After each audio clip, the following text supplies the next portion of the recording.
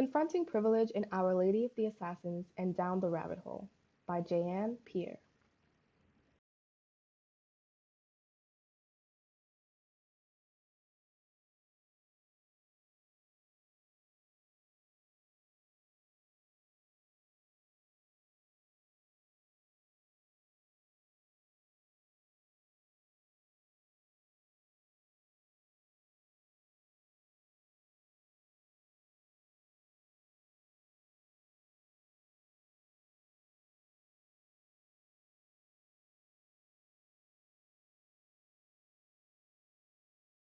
Throughout this presentation, I will construct an argument that shows the parallelism in the criminal acts described in both novels by juxtaposing the two.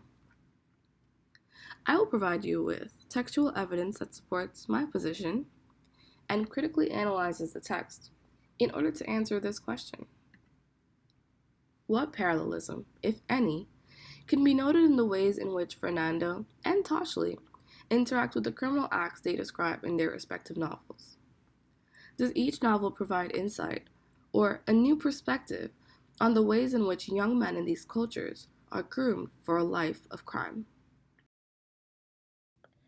In order to fully understand this question, one important aspect of my argument must be fleshed out. This is my thesis, which is lengthy but all encompassing. It reads: though told from vastly different perspectives, many parallels can be drawn between Fernando in Our Lady of the Assassins and Toshli in Down the Rabbit Hole. Acting from positions of privilege, both characters can detach themselves from the real world and psychological consequences of the criminal acts they describe in their respective novels.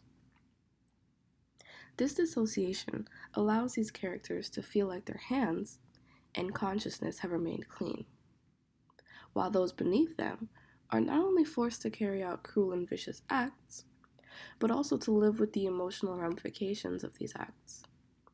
Ultimately, both authors, through these protagonists, demonstrate the ways in which the privileged can groom subjugated young men to commit dehumanizing criminal acts while themselves maintaining a veil of innocence. Our Lady of the Assassins takes place in Medellin, with its main character Fernando, an older professor, who returns to Colombia after 30 years. Colombia's combination of lawlessness and free market economics has spawned a murder for hire culture, where killings are bought and sold like any other commodity. While there, Fernando meets Sicario Alexis, who soon becomes his romantic interest. A sicario, for those of you who don't know, is a young assassin for hire at the time in Colombia. Throughout the novel, young Alexis kills anyone who wrongs them, while Fernando provides the moral justification. The murder spree begins when Fernando complains about a disagreeably loud neighbor. Alexis, eager to please his new love, offers to murder the man. The next day, he walks up to the neighbor on the streets and casually murders him.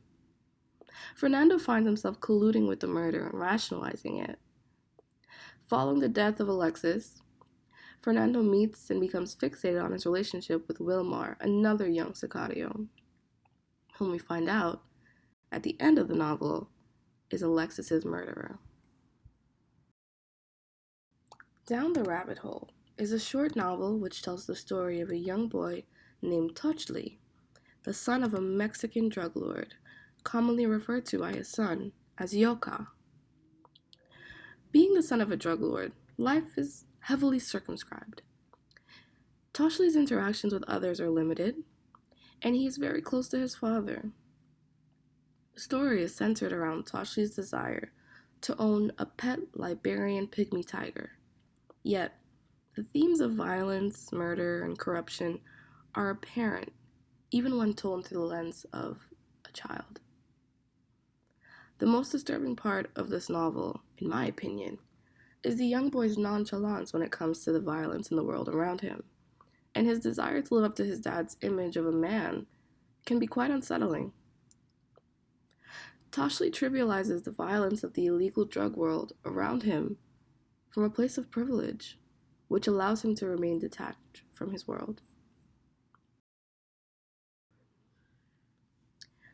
Referring back to my initial question, what parallelism, if any, can be noted in the ways in which Fernando and Toshli interact with the criminal acts they describe in their respective novels? The overarching similarity of both novels that answers my prior question is the prevalence of privilege.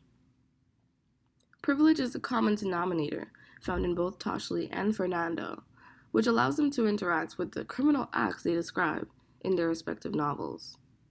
In Our Lady of the Assassins, Fernando comes from an affluent part of Colombia, with servants and a higher education, a stark contrast to the lives of the young boys that he is attracted to on his return to Medellin.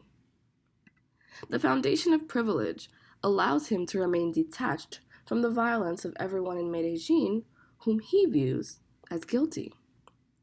In comparison, Toshli is a wealthy son of a powerful drug lord who provides him with bountiful resources. They both need nothing, yet seek illustrious objects. Fernando wants his own personal guardian angel of death, and Toshli wants to own a rare Liberian pygmy hippopotamus.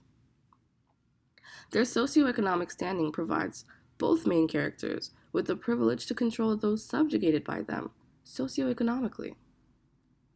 Stratification, even within criminal enterprise, allows Fernando and Toshli to maintain a semblance of innocence in their own consciousness. Another question that needs an answer is, does each novel provide insight or a new perspective on the ways in which young men in these cultures are groomed for a life of crime? This can be answered by looking at the ways in which people are controlled by the people in power, Fernando and Toshli's father. Young men are incentivized to kill, which dehumanizes the lives that they must take. Fernando buys young men's servitude through material things and the pretense of love or acceptance, which perpetuates their already existing lack of care for human life. Toshli's father traffics in fear tactics and bribery. Fear tactics seems to be an effective way of controlling his foot soldiers and associates. However, he utilizes bribery with his son in order to properly groom Toshli to be a macho man like him, which means having little regard for human life. Both forms of manipulation is a form of grooming. This slide shows evidence of grooming done in both novels. In Our Lady of the Assassins, on page 104, Fernando gives Wilmar, clothes, riches, and things of the moment in order to make him happy and groom Wilmar for a life of servitude. The mere fact that Fernando confuses Wilmar for Alexis shows that Wilmar is simply a means to an end. Fernando's guardian angel was killed, so he replaced him with another body. This shows that there is no love or deeper connection between the two, and that their relationship is purely transactional. On the other hand, in Down the Rabbit Hole, Yokot reaches his breaking point with Toshli's silent treatment and yells explicitly at him to speak up. Toshli regards his father and thinks about how his father will remedy the situation with more presence, since that is the only way he knows how to show affection. These are both very evident methods of grooming. The second piece of evidence works to show the privileged point of view through which each main character sees their world. In Our Lady of the Assassins, after killing someone Fernando describes as a human pig with ambitions to be a bird, Wilmar is beaming with joy to receive Fernando's acceptance. Fernando feels no responsibility for the man's death when he was merely whistling, and justifies his death by assuming his guilt. From this place of privilege, Fernando acts as the judge, jury, and executioner of anyone in Medellin who crosses him, while maintaining his innocence. In contrast, in Down the Rabbit Hole, Toshli is detached from the situation as a very precocious young boy. He understands death, yet refuses to call murder by its name. He masks the violence of the act by calling it turning people to corpses. This use of vocabulary, in addition to the character's mere age, gives him the privilege to maintain his innocence. Fernando grooms Alexis and Wilmar into his own personal guardian angels, using their desire for money and acceptance. The result of this is their deaths.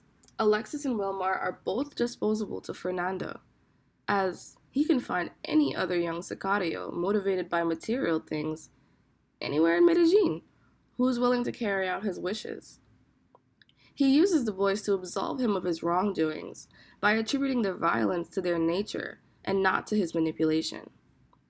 Whereas in Down the Rabbit Hole, Toshli remains detached from the violence and criminal activity surrounding him, which is a form of privilege in and of itself.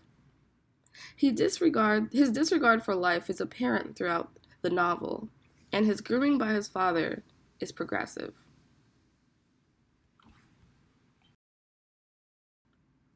In conclusion, throughout this presentation, I have aimed to answer two questions. The first being, what parallelism, if any, can be noted in the ways in which Fernando and Toshli interact with the criminal acts they describe in their respective novels?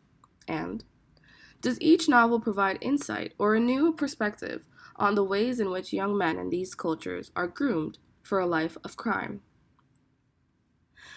Fernando and Toshli demonstrate the ways in which the privilege and status allow some individuals involved in criminal acts to remain separated from the emotional consequences of their actions. It also shows that grooming allows the privileged, in both novels, the ability to continue the cycle of crime by displacing accountability of criminal activities to people whom they view as disposable. I hope that my presentation and the information provided has answered these questions in a clear and concise manner. Thank you for your time.